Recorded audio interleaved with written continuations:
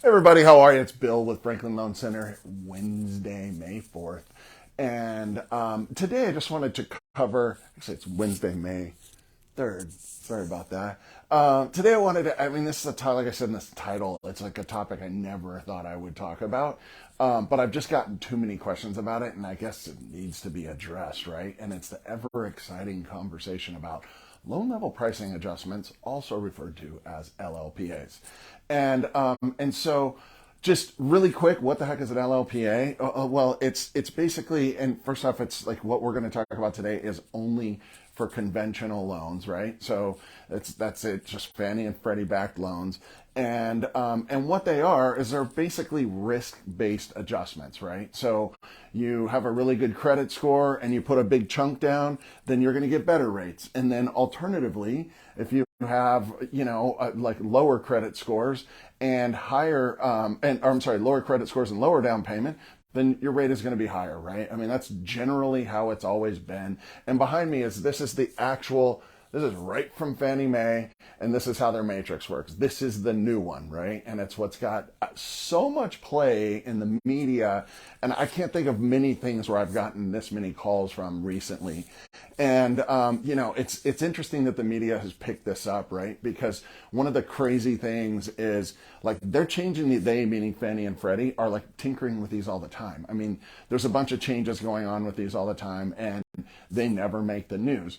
But this time, Fannie and Freddie did something that's pretty unusual, and what they did is, so you can generally see here that we've got loan to value ratios up on the top. So this is 70% down, going all the way over to 5 or less percent down, and this is credit score starting with 780 and above at the top, and then going all the way down to like under 639, right? And so it would make sense that you get the best pricing here and you get the worst pricing down over here, right? And that's the way it's always been. What they did this time though is they made some adjustments to the lower down payment portion, and also the lower credit score portion, and they actually made that pricing quite a bit better.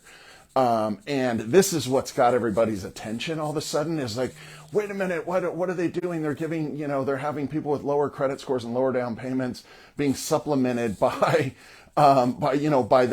people that have better credit and larger down payments. So I don't know that I agree with that narrative. The reality is yes, they definitely gave a gift to the lower down payment, lower credit people by offering them better rates. But to say that somehow the higher credit scores are paying for it, I don't understand that thinking very much at all. So anyway, I guess that's just me. I'm happy to debate that with anybody that wants to.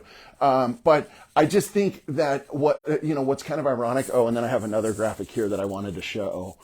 If I can just get to it.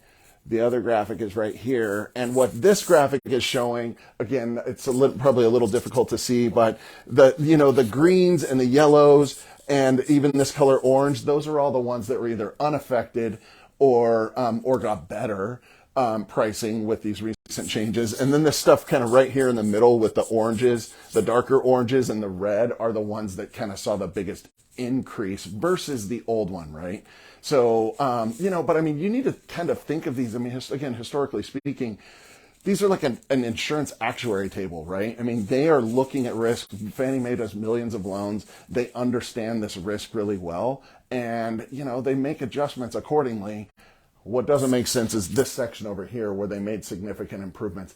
Here's the irony in the whole thing, and I think this is what's really important. What people seem to be most up in arms about is this bottom corner here. And that's, again, the lowest credit scores and the lowest down payments. But here's what's crazy is those people aren't going to get conventional loans even with these changes. And here's why. Is yes, you can give them a break on their pricing, on their rate. But what they're not going to get a break on is their mortgage insurance premium. And now, just like before, with lower credit scores and low down payment, we're almost always doing those as FHA loans. So that's really kind of, to me, the kicker to the whole thing is, yes, it's very weird that the feds, or FHFA is the feds, made the decision to adjust this the way they did. But in reality, it's not going to really change much about the way us on the front lines with our mortgages, or with in the mortgage business with our home buyers, we're still going to get them pretty much their, the lower credit score, lower down payment. They're going FHA still. Another thing that is strange is you're actually being incentivized if you do have higher credit scores. You're actually being incentivized to put less down. You might get a better rate with a higher credit score on a conventional loan by putting less down than more. Also quite strange. So anyway, hopefully that helps clarify some of this stuff. It's a difficult topic. It's kind of technical, but that's hopefully the high level on it. Please any questions.